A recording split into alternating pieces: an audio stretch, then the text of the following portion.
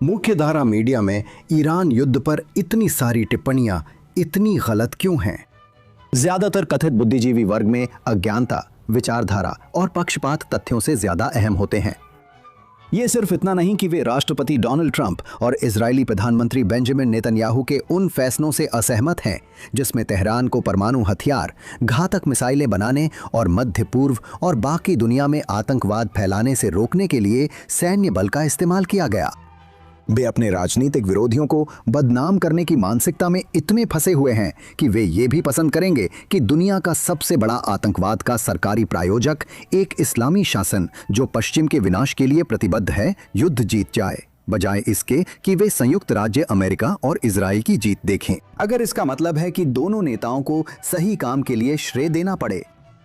अगले एपिसोड में think twice पर हम विश्लेषक माइकल ड्यूरेंट के साथ ईरान युद्ध से जुड़ी 7 सबसे भ्रामक मिथकों पर गहराई से चर्चा करेंगे।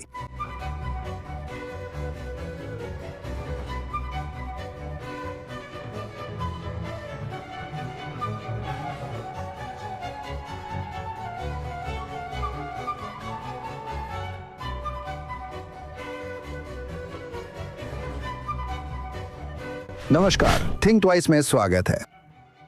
मुख्य धारा मीडिया, विदेश नीति प्रतिष्ठान और ट्रंप के विरोधियों के मुताबिक अमेरिका इजराइल की ईरान के खिलाफ जंग पूरी तरह तबाही साबित हुई है। हमें नहीं पता कि युद्ध विराम कायम रहेगा या नहीं, या तेहरान से बातचीत लड़ाई खत्म कराने और उसके परमाणु कार्यक्रम, मिसाइल उत्पादन, आतंकवाद खत्म करने और होर्मुज जलडमरू मध्य से तेल के मुक्त प्रवाह के अधिकार के संदर्भ में संतोषजनक परिणाम दे पाएगी या नहीं। हम ये नहीं कह सकते कि हाल की घटनाएं इस्लामी शासन के अंत या उसके ऐसे बदलाव की ओर ले जाएंगी जिसमें वो अब अपने ही लोगों पर अत्याचार नहीं करेगा और उन्हें दसियों हजार की तादाद में नहीं मारेगा। हालांकि कुछ भी संभव है, लेकिन इस तानाशाही शासन के 47 वर्षों के जिहाद और कुशासन के बारे में जो कुछ भी हम जानते हैं वो हमें बताता है कि ये बदलने में असमर्थ है। जैसा पूर्व राष्ट्रपति बराक ओबामा ने मूर्खतापूर्वक उम्मीद की थी दुनिया से सही संबंध बनाने के लिए। लेकिन हम जो जानते हैं वो ये है कि इस संघर्ष के बारे में जो कुछ भी प्रकाशित और कहा गया है उसका अधिकांश हिस्सा मध्य पूर्व और ईरान के बारे में उन मिथकों पर आधारित है जो आलोचकों की स्थिति को मजबूत करने की कोशिश करते हैं। ये आलोचक न केवल ट्रंप और नेतन्याहू की रणनीतिक सोच और ईरानी खतरे की प्रकृति के बारे में उनकी दूरदर्शिता को लगातार कम आंकते हैं, बल्कि वे इस विश्वास से भी गहराई से जुड़े हुए हैं कि ये दोनों व्यक्ति इतने बुरे हैं कि प्रबुद्ध लोगों को किसी न किसी तरह से ईरान के युद्ध जीतने की कामना करनी चाहिए, बजाय इसके कि वे दोनों में से किसी को भी वह श्रेय लेने दें जिसके वे हकदार हैं, क्योंकि उनमें पश्चिम के लिए इस्लामी शासन से पैदा हुए खतरे का सामना करने और उसे समाप्त करने के लिए आवश्यक साहस है। एक व्यक्ति जिसे इन मिथकों से हमारे सार्वजनिक विमर्श और वॉशिंगटन तथा यरूशलेम की लड़ाई जारी रखने की क्षमता को हो रहे नुकसान की पूरी समझ है, वह रणनीतिक विश्लेषक माइकल ड्यूरन हैं। हमें खुशी है कि वो आज फिर हमारे साथ हैं ताकि इस पर चर्चा कर सकें। माइकल ड्यूरन हडसन इंस्टीट्यूट में सीनियर फेलो और मध्य पूर्व में शांति और सुरक्षा केंद्र के निदेशक हैं। वे मध्य पूर्व सुरक्षा विशेषज्ञ और इजराइल अपडेट पॉडकास्ट के सह होस्ट हैं। राष्ट्रपति जॉर्ज डब्ल्यू बुश के प्रशासन में उन्होंने व्हाइट हाउस में नेशनल सिक्योरिटी काउंसिल के सीनियर डायरेक्टर के रूप में, स्टेट डिपार्टमेंट में सीनियर एडवाइजर के रूप में और फिर deputy assistant secretary of defence के रूप में सेवा दी। उनकी किताब आई गैम्बल स्वीट संकट पर 2016 में प्रकाशित हुई थी। वो अक्सर टेलीविजन पर दिखाई देते हैं और उनकी रचनाएं commentary, mosaic, wall street journal, Washington post और न्यूयॉर्क टाइम्स में व्यापक रूप से प्रकाशित होती हैं। माइकल ड्यूरन, एक बार फिर थिंक ट्वाइस में स्वागत है। नमस्ते, यहाँ आकर बहुत अच्छा लग रहा है। तो माइक, एक बार फिर हमारे साथ जुड़ने के लिए, समय निकालने के लिए बहुत बहुत धन्यवाद। मैं आपसे हाल ही में टैबलेट में छपे ईरान युद्ध से जुड़े 7 मिथकों वाले लेख के बारे में पूछना चाहूंगा। लेकिन क्या आप बता सकते हैं, क्या आपको लगता है कि ईरान से बातचीत का अच्छा नतीजा निकल सकता है? क्या ईरान परमाणु सामग्री और यूरेनियम संवर्धन का अधिकार छोड़ सकता है, जलडमरू मध्य खोल सकता है, आतंकवाद का समर्थन और अपना बैलिस्टिक मिसाइल कार्यक्रम और अपने लोगों पर अत्याचार बंद कर सकता है? या फिर वॉशिंगटन के सामने जो विकल्प है, जैसा कि ट्रंप के आलोचक कहते हैं, वो है या तो युद्ध को तब तक जारी रखना जब तक सत्ता परिवर्तन ना हो जाए, या फिर बिना अपनी मुख्य मांगों को पूरा किए युद्ध को छोड़ देना। ये कितना कठिन सवाल है। I मुझे लगता है कि इस युद्ध का सबसे संभावित परिणाम 1991 के इराक युद्ध के परिणाम जैसा ही होगा। हमारे पास एक घायल लेकिन गंभीर रूप से कमजोर शासन है जो किसी तरह घिसटता हुआ चल रहा है। तेहरान में जिस पर कुछ प्रतिबंध जारी रहेंगे, मुझे लगता है कि यही सबसे संभावित परिणाम है। whether that will संयुक्त राज्य अमेरिका और तेहरान के बीच अंतरिम समझौता होगा या नहीं, यह मुझे पूरी तरह स्पष्ट नहीं है। तो आप जानते हैं, मुझे लगता है कि हमें अलग अलग परिदृश्यों के बारे में सोचना होगा। यहाँ पर बहुत सारे कारक हैं। डोनाल्ड ट्रंप क्या चाहते हैं, ईरानी क्या चाहते हैं, लेकिन वे इस तरह से हार मानने वाले नहीं हैं। जैसा कि आप जानते हैं, बिना शर्त आत्मसमर्पण जैसा कि द्वितीय विश्व युद्ध में हुआ था, वैसा कुछ नहीं होने वाला है। कुछ व्यवहार में बदलाव हो सकता है, लेकिन आगे भी हम इस शासन के साथ तनाव की स्थिति में रहेंगे। थिंक ट्वाइस सुनने के लिए धन्यवाद। चाहे आप हमें किसी भी पॉडकास्ट प्लेटफॉर्म पर सुन रहे हों या फेसबुक, एक्स या जेएनएस यूट्यूब चैनल पर लाइव देख रहे हों, कृपया जेएनएस को लाइक और सब्सक्राइब करें, नोटिफिकेशन के लिए बेल आइकन दबाएं और हमें अच्छे रिव्यू दें। साथ ही थिंक ट्वाइस के अलावा जॉनथन टोबिन डेली पॉडकास्ट में भी मैं आपके साथ आज के अहम मुद्दों पर खबरें और विश्लेषण साझा करता हूं। आप जॉनथन टोबिन डेली शो को जेएनएस चैनल पर जहां भी आप अपने पॉडकास्ट सुनते हैं वहां पा सकते हैं। और अब आज के कार्यक्रम पर वापस चलते हैं। ठीक है, और मेरा ख्याल है कि फिर सवाल ये है कि ट्रंप का रुख क्या है। आप जानते हैं उनकी क्या सीमाएं हैं, उनकी क्या रेड लाइंस हैं। आप जानते हैं उनके आलोचक हमेशा कहते हैं कि वो पीछे हट जाएंगे, लेकिन फिर भी वो लगातार डटे हुए हैं। क्या हम उन्हें कम आंक रहे थे? ओ बिल्कुल, हाँ, मुझे लगता है कि हमने उन्हें पूरी तरह से कम आंका है। मेरा मतलब है, देखिए, उन्होंने इस युद्ध पर बहुत सारा राजनीतिक पूंजी खर्च की है, और उन्होंने ऐसा इसलिए किया है क्योंकि उन्हें लगता है कि यही सही काम है। मध्यावधि चुनावों और बाकी राजनीतिक हिसाब किताब को लेकर जो बातें कही जा रही हैं, उनसे उन पर दबाव पड़ने का मुझे खास सबूत नहीं दिखता। वो बार बार कहते हैं कि ईरान के पास परमाणु हथियार नहीं हो सकते। आप क्यों नहीं समझते? यही उनके लिए सबसे अहम है। मुझे नहीं लगता कि हमें इस पर ज्यादा समय देना चाहिए। उनकी नीति और लाल रेखाओं को लेकर कई बातें मेरी समझ से बाहर है। बहुत कुछ अनजाना है। मुझे लगता है कि शायद उन्हें भी नहीं पता कि आगे क्या करना है, लेकिन ये तय है कि वो नहीं चाहते कि ईरान के पास परमाणु हथियार हो। अब तक ये सबको साफ हो जाना चाहिए। हाँ, हम और अन्य लोगों ने नोट किया कि न्यूयॉर्क टाइम्स के टॉम फ्रीडमैन ने खुलकर कहा कि वे ईरान का समर्थन ट्रंप और नेतन्याहू से नफरत के कारण कर रहे थे। माफ कीजिए, आपको बीच में रोक रहा हूं। हमें टॉम फ्रीडमैन का धन्यवाद करना चाहिए। हमें पहले से पता था, लेकिन फिर भी धन्यवाद टॉम। इसे बहुत स्पष्ट करने के लिए। हाँ, मुझे भी ऐसा ही महसूस हुआ। लेकिन क्या आप समझा सकते हैं कि फ्रीडमैन और बाकी उदारवादी मीडिया और विदेश नीति प्रतिष्ठान, जिसे आपने सही ही उनके तथाकथित यथार्थवाद का छलावा कहा है, उसके प्रति इतने प्रतिबद्ध क्यों हैं? सैन्य समाधान समस्या का हल नहीं है। कूटनीति अपने आप में ही महत्वपूर्ण है और क्षेत्रीय स्थिरता के लिए अमेरिका को इजराइल का साथ छोड़ना होगा। आप जानते हैं, ये उनकी जमी जमाई मान्यता है, लेकिन वस्तुनिष्ठ रूप से कोई कारण नहीं है कि किसी को भी इन बातों को सच मानना चाहिए।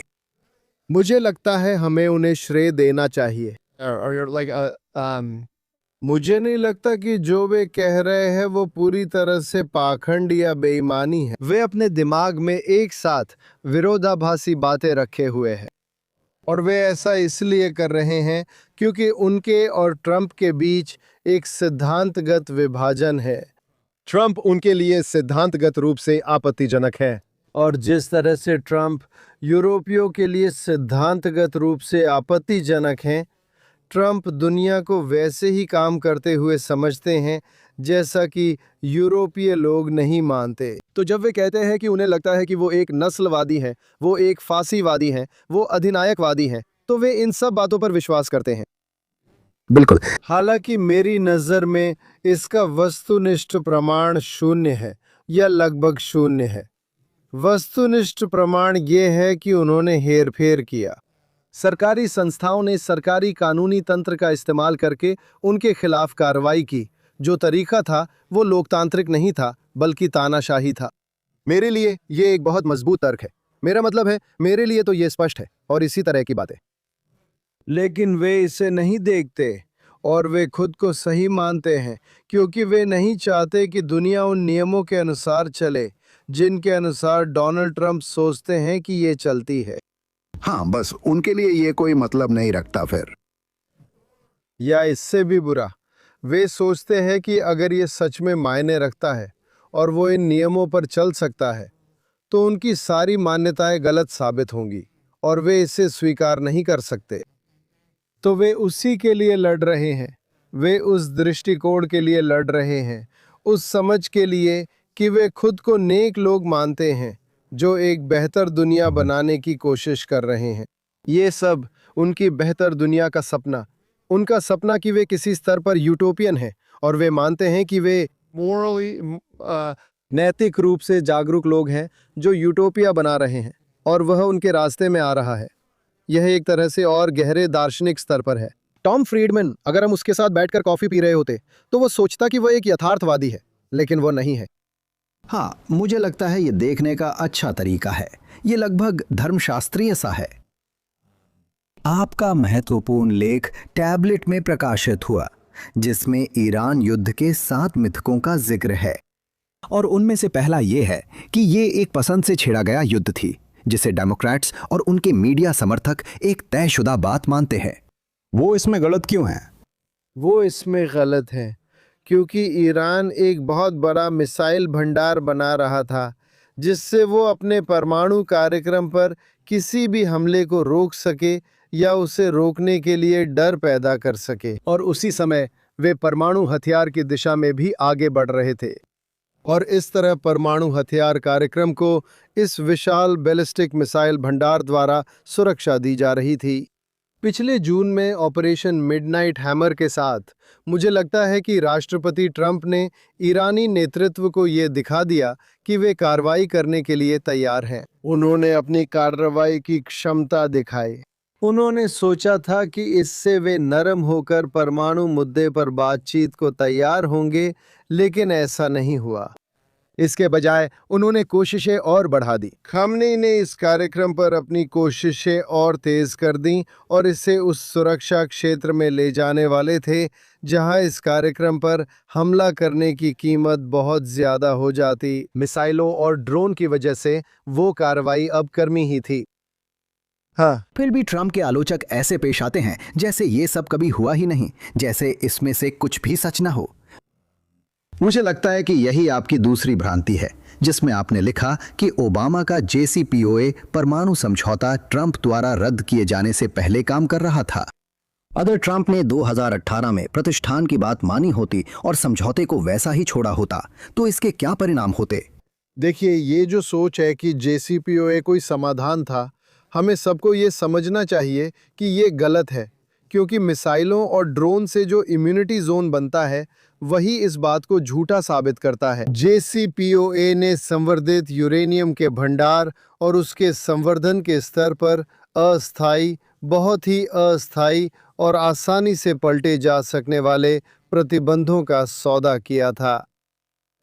इसके बदले में भारी प्रतिबंधों से राहत दी गई थी। ईरानियों ने प्रतिबंधों से मिली राहत का उपयोग अपने ड्रोन और बैलिस्टिक मिसाइल बल को मजबूत कर सुरक्षा क्षेत्र बनाने में किया। उन्होंने अपने प्रॉक्सी समूहों को मजबूत किया ताकि पूरे क्षेत्र में प्रतिरोध धुरी बनाई जा सके, जिसका मकसद इजराइल को नष्ट करना और अमेरिका को बाहर निकालना है। वे इसे छुपा नहीं रहे हैं। इसलिए हमें यह समझना चाहिए कि यूरेनियम पर कुछ अस्थायी और पलटने योग्य प्रतिबंध लगाकर ताकि वे अपनी बाकी मशीनरी को मजबूत कर सकें, ये एक मूर्खतापूर्ण सौदा है। हाँ, और मुझे लगता है कि अस्थायी हिस्सा वाकई में बहुत महत्वपूर्ण है, क्योंकि परमाणु समझौते में जो सनसेट क्लॉज थे वे 2020 के दशक के अंत तक इसे समाप्त कर देते और उन्हें वैध परमाणु बम तक पहुंचने का रास्ता दे देते, जिसे वे जरूर अपनाते। फिर भी जब हम बेन रोड्स और ओबामा टीम से सुनते हैं तो लगता है जैसे ये सब हुआ ही नहीं। उनकी अपनी कहानी है, आप जानते हैं, और वे उसी पर टिके हुए हैं। अगर वे मान लें कि यह मनमर्जी से छेड़ा गया युद्ध नहीं है, और वे मान लें कि ड्रोन, बैलिस्टिक मिसाइलें, क्रूज मिसाइलें और प्रॉक्सी इस समस्या का बड़ा हिस्सा हैं, तो फिर उन्होंने अपनी चाल उजागर कर दी, इसलिए वे इसे स्वीकार नहीं कर सकते। हाँ, और यही बात है। मेरा मतलब है, ओबामा का मानना था कि उन्होंने ईरान को दुनिया के साथ सही रास्ते पर आने का एक मौका दिया है, जो कि उनका अपना शब्द था। फिर भी लगता है जैसे आप जानते हैं, ईरान की दुनिया के साथ अपने संबंध सामान्य करने की कभी मंशा नहीं थी। और सवाल ये है, आप जानते हैं कि असल में न्यूक्लियर डील का असली मकसद क्या था? मुझे लगता है कई लोग मानते हैं कि ये सिर्फ ईरान के साथ मेल मिलाप नहीं था, बल्कि मध्य पूर्व में अमेरिका के रणनीतिक समीकरण को इजराइल और सऊदियों से हटाकर खुद ईरान की ओर मोड़ने की कोशिश भी थी। मुझे लगता है कि वस्तुनिष्ठ रूप से यही था। मेरा मतलब है, ये कम से कम इतना तो था ही जॉनथन। मेरा मतलब है, कम से कम इतना तो था। इसने संयुक्त राज्य अमेरिका को सऊदी और इजराइल से दूर कर दिया और ईरान की ओर ले गया। अब अमेरिका उस गठबंधन का नेता नहीं रह गया था जिसे ईरान को सीमित रखने और उसे परमाणु हथियार हासिल करने से रोकने के लिए बनाया गया था। और इसके बजाय ये इजरायलियों और सऊदियों की एक तरफ और ईरान की दूसरी तरफ के बीच एक मध्यस्थ बन गया। कम से कम इतना तो था।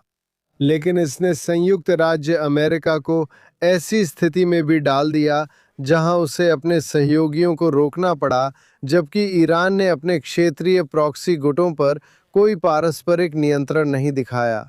तो वस्तुनिष्ठ रूप से ये ईरान को सहयोगियों से ऊपर उठा रहा था।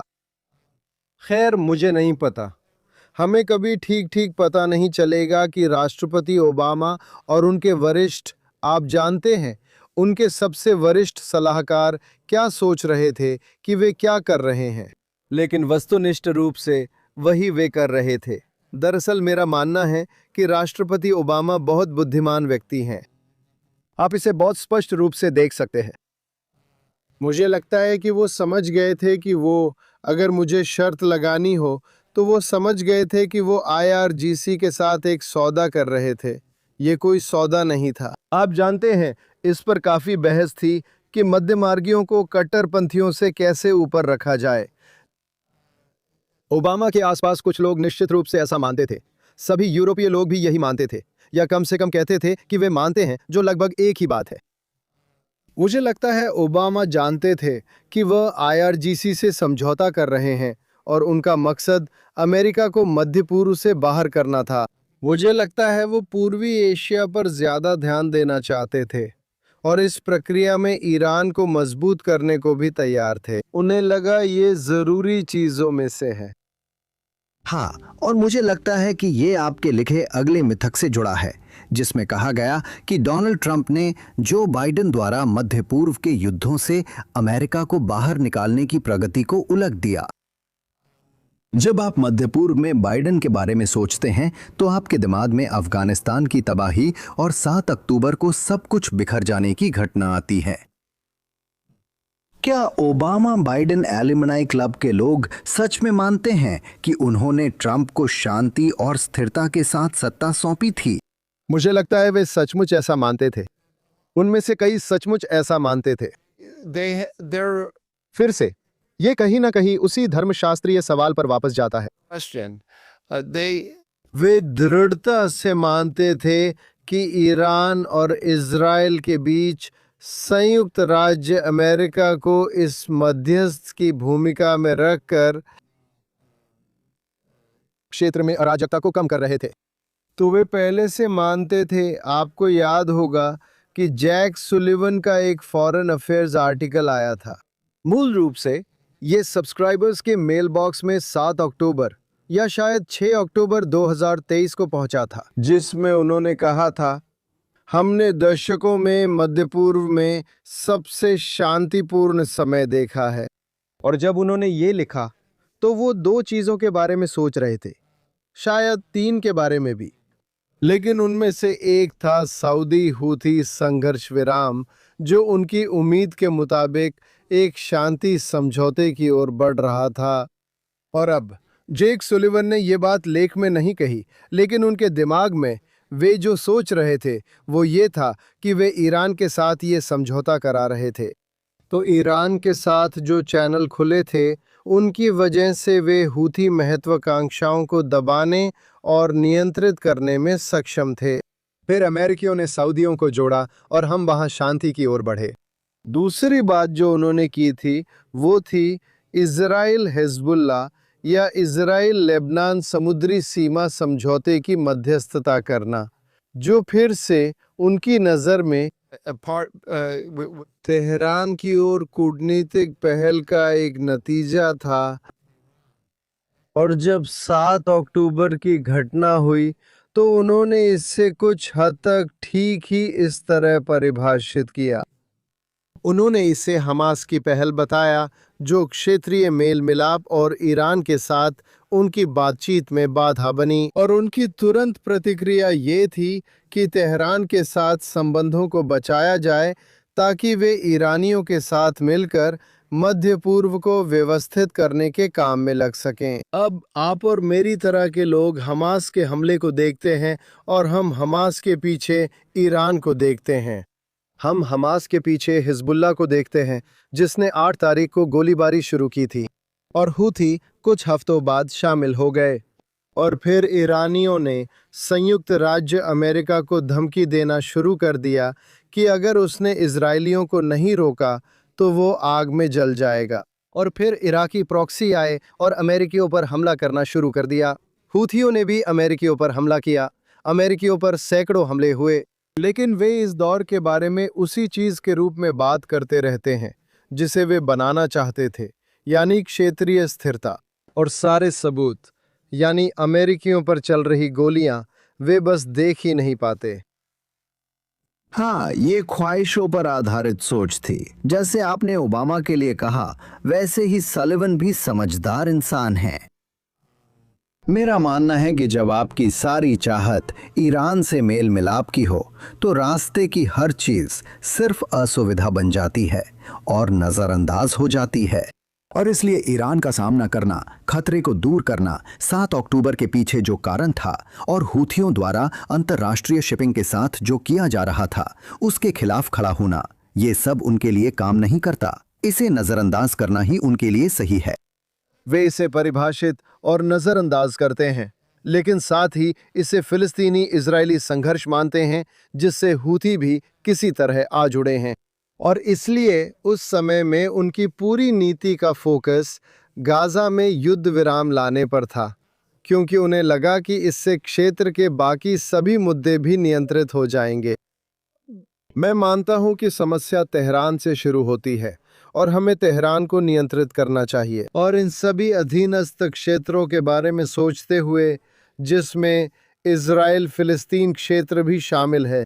as if it is मानो ये स्वायत्त है और अपने खुद के नियमों के अनुसार काम कर रहा है। फिर से ये मूर्खों का खेल है। हाँ, आपने जिस मिथक का जिक्र किया वो ये था कि तेहरान समझौते को तैयार था, लेकिन ट्रंप ने इस साल युद्ध चुना।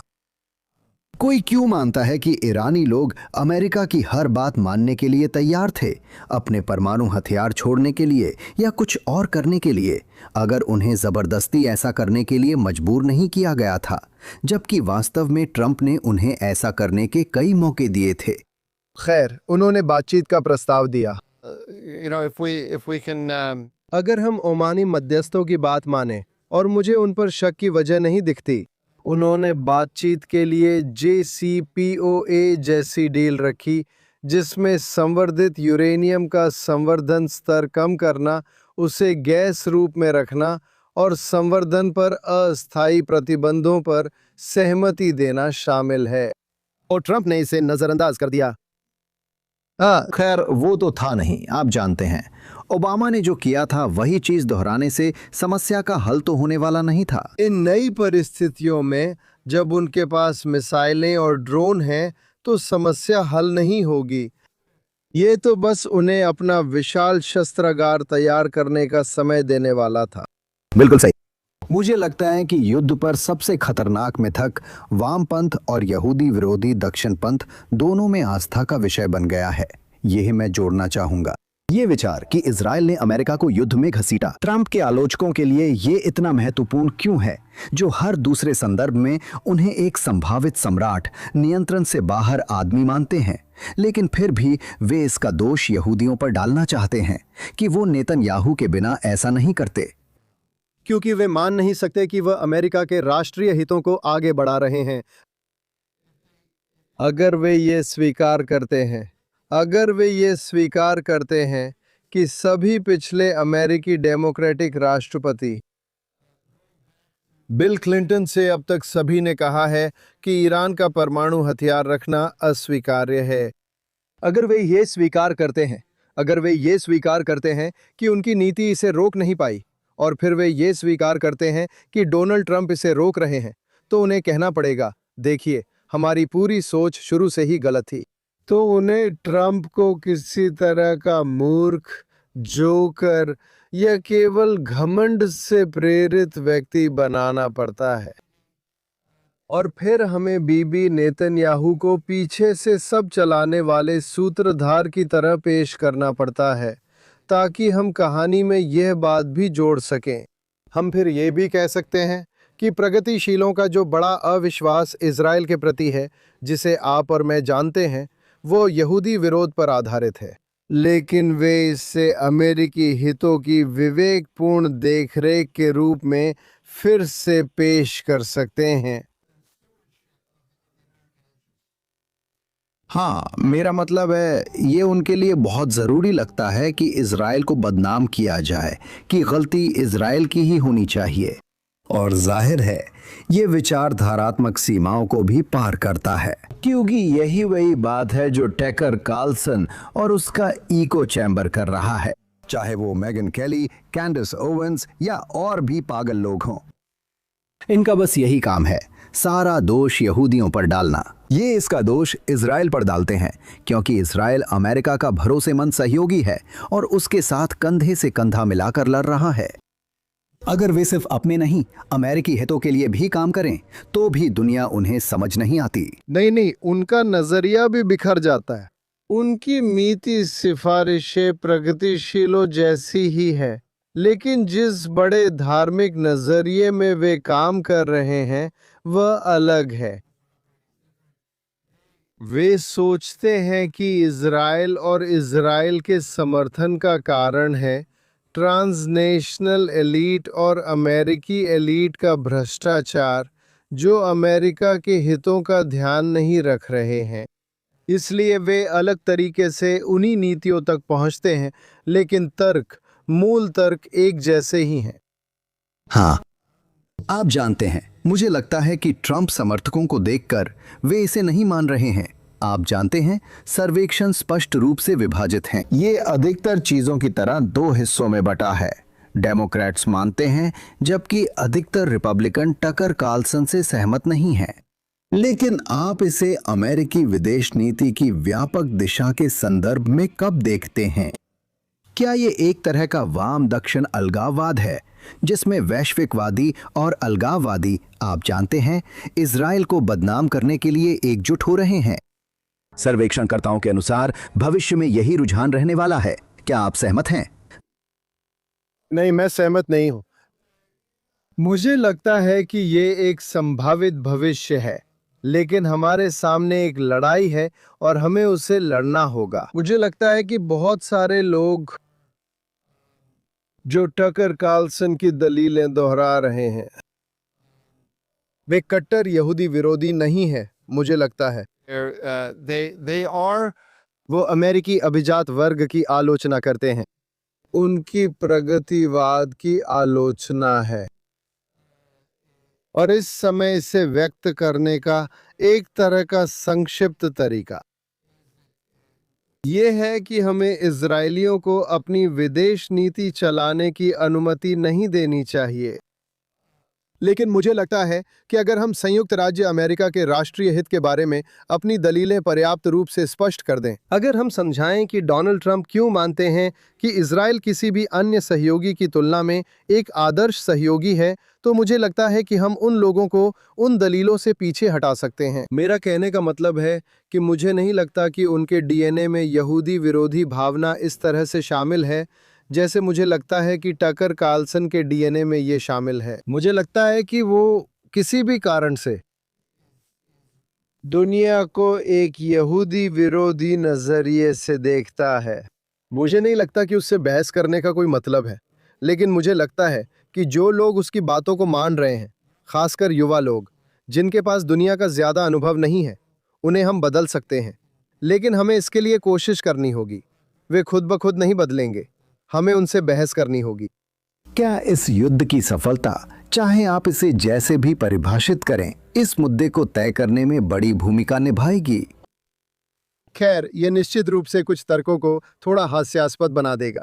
मैंने टकर कार्लसन को ऐसा कहते सुना था, और क्या उसने ये नहीं कहा था कि दसियों हजार अमेरिकियों की मौत होने वाली है और हमारे पास तो दर्जनों भी नहीं है। मुझे लगता है आखिरी बार जब मैंने देखा था तो हमारे 13 या 14 सैनिक शहीद हुए थे। स्पष्ट है, उन पुरुषों और महिलाओं के परिवारों के लिए यह भयानक त्रासदी है, लेकिन इस स्तर के अन्य संघर्षों की तुलना में ये बहुत बड़ी संख्या नहीं है जो हमने खोई है। और ये वैसा बिल्कुल नहीं है जैसा टैकर कार्लसन और दूसरों ने कहा था कि होने वाला है। हाँ, मेरा मतलब है, मैंने आज सुबह रॉजर स्टोन और द स्पेक्टेटर का लेख पढ़ा जिसमें कहा था कि अगर इजराइल समर्थकों को नहीं रोका गया तो दसियों हजार अमेरिकी हताहत होंगे। आप मुझे ऐसी बात बता रहे हैं जो मुझे नहीं पता थी। मुझे नहीं पता था कि रॉजर स्टोन उसमें शामिल थे। रुकिए, मुझे माफ कीजिए। ये रॉजर स्टोन फिल्म निर्माता या रॉजर स्टोन नहीं, राजनीतिक आदमी। ओह हाँ, ट्रंप, मुझे पता नहीं था। मुझे नहीं पता था कि वो इसके खिलाफ थे। ये संदर्भ था कि वे लॉरा लूमर से बहस कर रहे थे ओह ठीक है। और वो उसे दोष देता है। आप जानते हैं, वो कह रहा है कि ट्रंप को गलत दिशा में ले जाया गया। तो मूर्खता है। हाँ, मैं सहमत हूं, लेकिन ये फिर भी थोड़ा जहरीला है। ओह, ये पूरी तरह जहरीला है। हाँ, तो मुझे लगता है, आप जानते हैं, मैं व्यक्तिगत रूप से सोचता हूं कि आने वाले कुछ हफ्तों में जो होने वाला है उस पर बहुत कुछ निर्भर करता है कि इस मुद्दे को कैसे देखा जाएगा। और आप इसे कैसे देख रहे हैं? आप जानते हैं, मैं स्थिति को बहुत नकारात्मक नहीं बनाना चाहता और ना ही बहुत ज्यादा आशावादी होना चाहता हूं, लेकिन निश्चित रूप से अगर इसका अच्छा नतीजा नहीं निकलता, अगर ये हमेशा के लिए खिंचता रहता है, जो मुझे नहीं लगता कि ट्रंप करेंगे, या अगर किसी तरह ट्रंप कोई समझौता कर लेते हैं जिसमें वे मूल रूप से ईरानियों के सामने झुक जाते हैं, तो जाहिर है इससे बुरे लोगों के हौसले बहुत बढ़ जाएंगे। लेकिन ये सब संभावनाएं हैं। देखते हैं क्या होता है। आपकी अगली भ्रांति थी कि ईरान से निपटना अमेरिका का ध्यान चीन के खतरे से भटका देता है। अब हर विदेशी नीति के मुद्दे पर, चाहे वो यूक्रेन हो या कुछ और, ये सवाल हमेशा बना रहता है कि क्या ये चीन के मामले में मदद कर रहा है या नुकसान पहुंचा रहा है। लेकिन मेरा ख्याल है कि इस मामले में चीन के सहयोगी ईरान को मध्य पूर्व पर हावी होने देना बीजिंग के लिए जीत और अमेरिकी हितों के लिए अच्छा नहीं होगा, है ना? ये बीजिंग के लिए पूरी तरह से जीत होगी। मध्य पूर्व की राजनीति की जो संरचना JCPOA ने बनाई थी, वो चीन के लिए बहुत फायदेमंद रही, क्योंकि सबसे पहले चाइन ईरान से तेल बहुत ही भारी छूट पर खरीद रहा था, लगभग $1 के बदले 50 सेंट में। ये इस बात पर निर्भर करता है कि आप इसे कैसे गिनना चाहते हैं। $1 के बदले लगभग 60 सेंट, कुछ ऐसा ही। इसी समय उस शैडो बैंकिंग नेटवर्क के जरिए जो ईरान ने इन भुगतानों को संभालने के लिए बनाया था, चीन एक ऐसा सिस्टम बना रहा था, कई बार डॉलर में लेन देन करने के लिए। वे युआन में भुगतान करते थे, लेकिन फिर उसे डॉलर में बदल दिया जाता था। वे एक वैकल्पिक सिस्टम बना रहे थे जिस पर अमेरिकी प्रतिबंधों का असर न पड़े।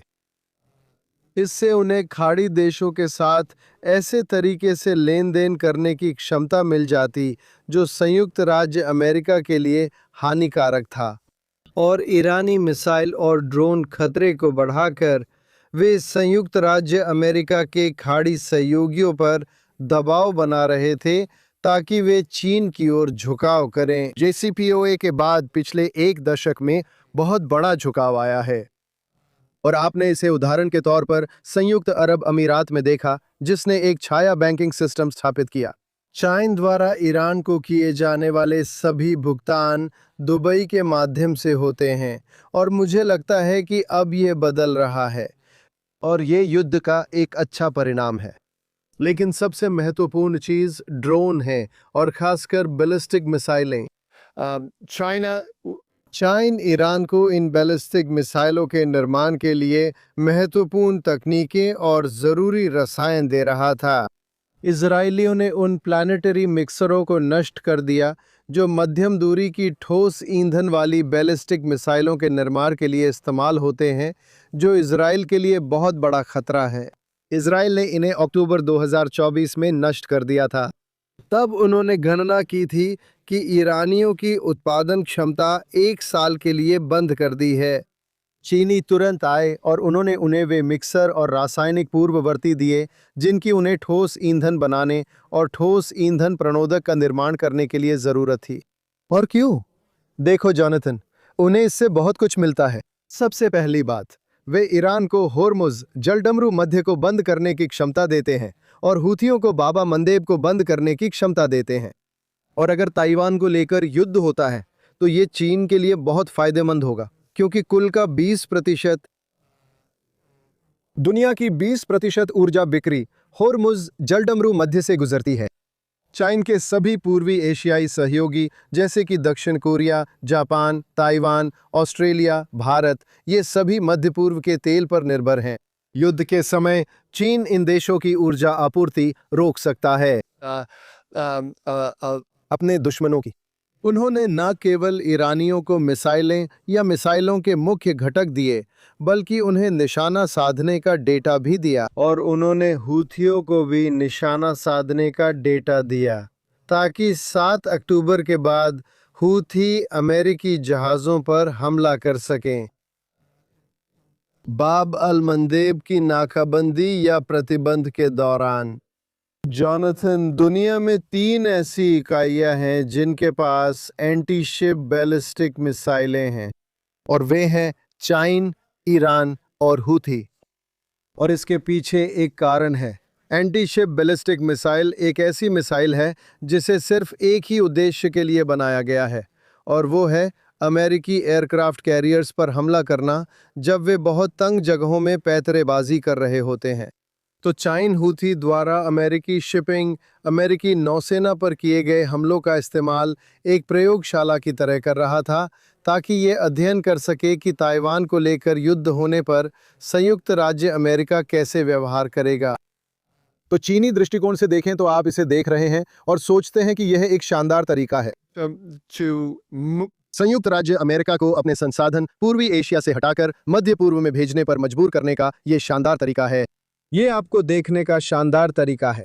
ये युद्ध प्रयोगशाला है जिससे मैं अमेरिकी व्यवहार का अध्ययन कर सकता हूँ और अगर ऐसा कोई युद्ध होता है तो मैं अपने दुश्मनों के लिए तेल की आपूर्ति भी बंद कर सकता हूँ। और हाँ, वैसे जब ये सब चल रहा है तो मुझे ईरान से बहुत सस्ता तेल मिल रहा है और इस तरह ट्रंप यहाँ पर उनकी रणनीति को पूरी तरह से पलट रहे हैं।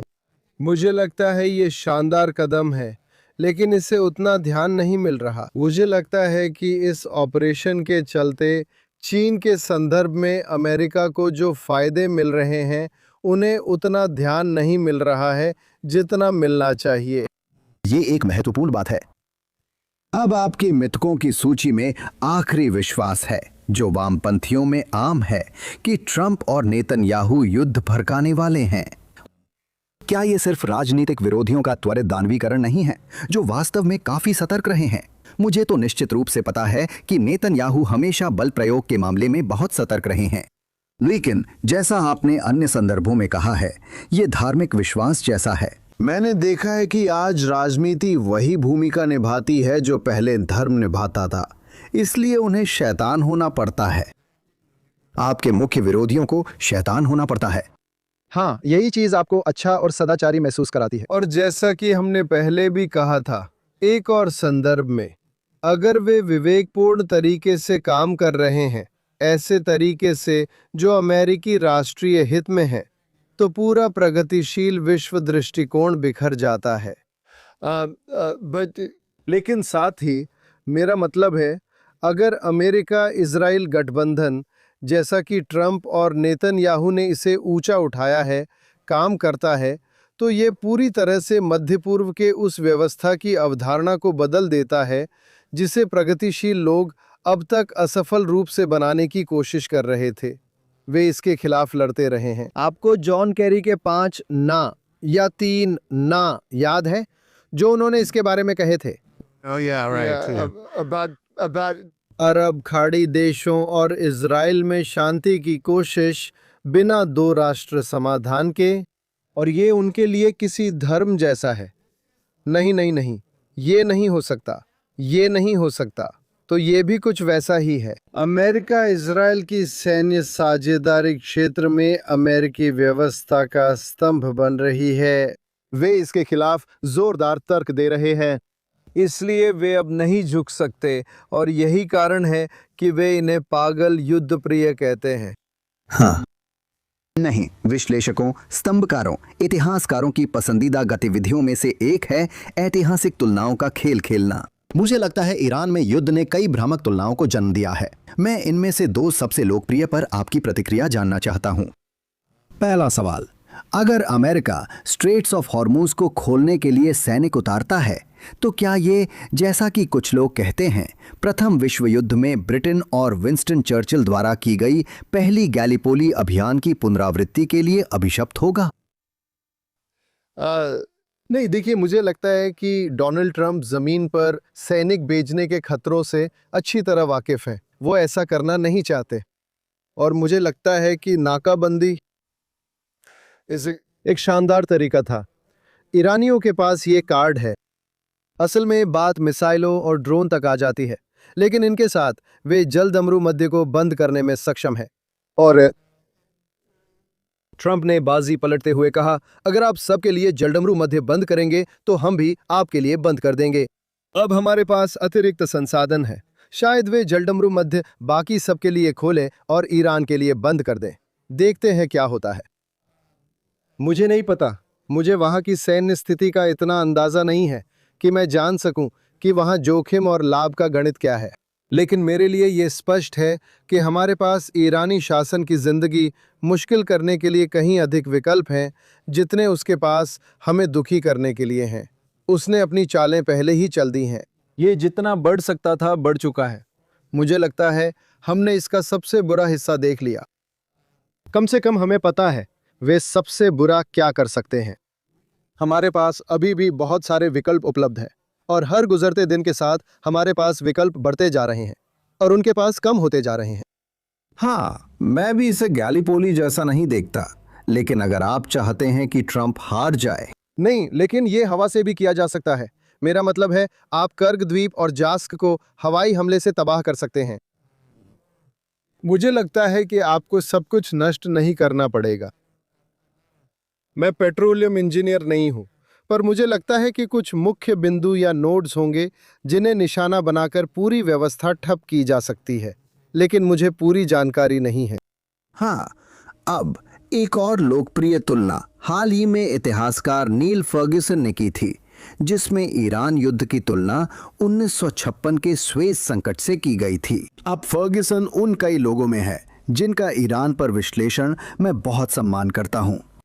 जब वो ऐसा सुझाव देते हैं तो मैं सोचने लगता हूं, आप स्वेज के बारे में भी बहुत जानते हैं क्योंकि आपने आइक्स कैम्बल लिखी है। आपको क्या लगता है कि क्या हम 1956 जैसी ही किसी बड़ी विफलता की ओर बढ़ रहे हैं? मुझे ऐसा नहीं लगता। हमारे पास पूरी ताकत है, जैसा मैंने बताया। संघर्ष के आर्थिक पहलू में कुछ समानताएं हैं। ये सच है कि यहाँ हम नहर की बात नहीं कर रहे, लेकिन 1956 में स्वेज नहर थी जो मुख्य धमनी थी और उसे ब्लॉक कर दिया गया था। लेकिन अब हमारे पास हरमुज का जलडमरू मध्य है। कुछ समानताएं हैं, आप जानते हैं, ये 56 से मेल खाती हैं, लेकिन मैं नहीं मानता कि यहाँ हम ब्रिटेन की भूमिका निभा रहे हैं और हमारी ताकत कम हो रही है। मुझे लगता है हमारी ताकत बढ़ रही है। हाँ, मेरा मतलब है ब्रिटेन और फ्रांस दोनों ही कमजोर हो रहे थे। इजरायलियों के भी इसमें अपने मकसद और भूमिका थी। लेकिन ये बस लगता है कि आप जानते हैं ये सच में काफी जबरदस्ती की बात है। लेकिन मेरा मानना है कि अगर आप ऐसा मानते हैं, और मुझे लगता है कि दाईं ओर के बहुत से लोग भी ऐसा करना पसंद करते हैं, क्योंकि वे सोचते हैं, आप जानते हैं, जैसे रोमन गणराज्य का उत्तरकाल उनकी पसंदीदा तुलना है संयुक्त राज्य अमेरिका के लिए, या आप जानते हैं ब्रिटिश साम्राज्य का उत्तरकाल। फिर आप जानते हैं सब कुछ बस बर्बादी और निराशा है। हाँ, मैं दक्षिणपंथी हूँ। मैं ट्रंप का कट्टर समर्थक हूँ। मेरी दक्षिणपंथी साथियों की एक आलोचना यह है कि उनके लिए हमेशा रात के 12 बजने में 5 मिनट बाकी रहते हैं, या कुछ मामलों में हर रूढ़िवादी के अंदर एक स्पैंगलर होता है। हाँ, पश्चिम का पतन। और सच में आप जानते हैं यही असली संघर्ष है। और अगर हम इसे 100% सही नहीं करते तो सब कुछ खत्म हो जाएगा। और आप जानते हैं, मैं इस बारे में लोगों से बहस करने की जहमत नहीं उठाता, क्योंकि ये लोगों की भावनात्मक बनावट का सवाल है। लेकिन मुझ में ये प्रवृत्ति नहीं है। मुझे लगता है कि हम भले ही हम इसे बुरी तरह से बिगाड़ दें, और मुझे बिल्कुल नहीं लगता कि हम ऐसा करेंगे, बिल्कुल नहीं, बल्कि इसका उल्टा। लेकिन अगर हम ऐसा भी करें, मुझे लगता है हम यही रहेंगे। पहिया हमेशा घूमता है, हमें और भी बहुत मौके मिलेंगे। हाँ, मुझे लगता है कि अमेरिका और उसकी विदेश नीति को लेकर आशावादी होने के अब भी अच्छे कारण हैं। बिल्कुल, ईरान में अच्छा परिणाम इसमें काफी मदद करेगा। लेकिन जो निराशा और अंधकार की बातें हैं, मुझे लगता है कि वो बहुत लोगों के लिए भावनात्मक रूप से संतोषजनक हो सकती हैं, लेकिन इस संदर्भ में जरूरी नहीं कि वे इस संदर्भ में सबसे ज्यादा तर्कसंगत हों।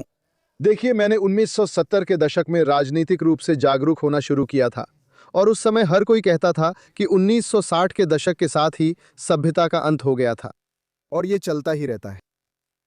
सभ्यता बार बार खत्म होती रहती है, लेकिन फिर भी हम अभी भी यहाँ हैं। हाँ, वे यहूदियों को बार बार मरती हुई बताई जाने वाली कौम कहते हैं, लेकिन ये भी सच है। खैर माइक, आज हमारे साथ जुड़ने के लिए बहुत बहुत धन्यवाद। क्या आप हमारे श्रोताओं, दर्शकों को बता सकते हैं कि वे आपके काम को कैसे फॉलो कर सकते हैं? खैर, मैं हडसन इंस्टीट्यूट में हूँ, और मैं ड्यूर एनिमेटेड नाम से ट्वीट करता हूँ। मैं गॉटी टॉप के साथ इजराइल अपडेट नामक पॉडकास्ट भी करता हूँ। ये टैबलेट मैगजीन का इजराइल अपडेट है। खैर, हम अपने दर्शकों का भी धन्यवाद करना चाहते हैं। कृपया याद रखें कि हर दिन जॉनथन टोबिन डेली एडिशन सुने, जिसे आप जहां भी पॉडकास्ट सुनते हैं वहां सुन सकते हैं। अगर आप हमें उनमें से किसी प्लेटफॉर्म पर हमें सुन रहे हों, या फेसबुक, एक्स या JNS यूट्यूब चैनल पर हमें लाइव देख रहे हों, तो कृपया JNS को लाइक और सब्सक्राइब करें। बेल आइकन पर क्लिक करें, अच्छी रिव्यू दें, और हमें thinktwice@jns.org पर बताएं कि आप शो कहां सुनते या देखते हैं, वह आपके विचार क्या हैं। हमारे दर्शकों का धन्यवाद, और याद रखें, पढ़ना और खुद के लिए सोचना जारी रखें, और हम आपसे फिर अगले हफ्ते मिलेंगे।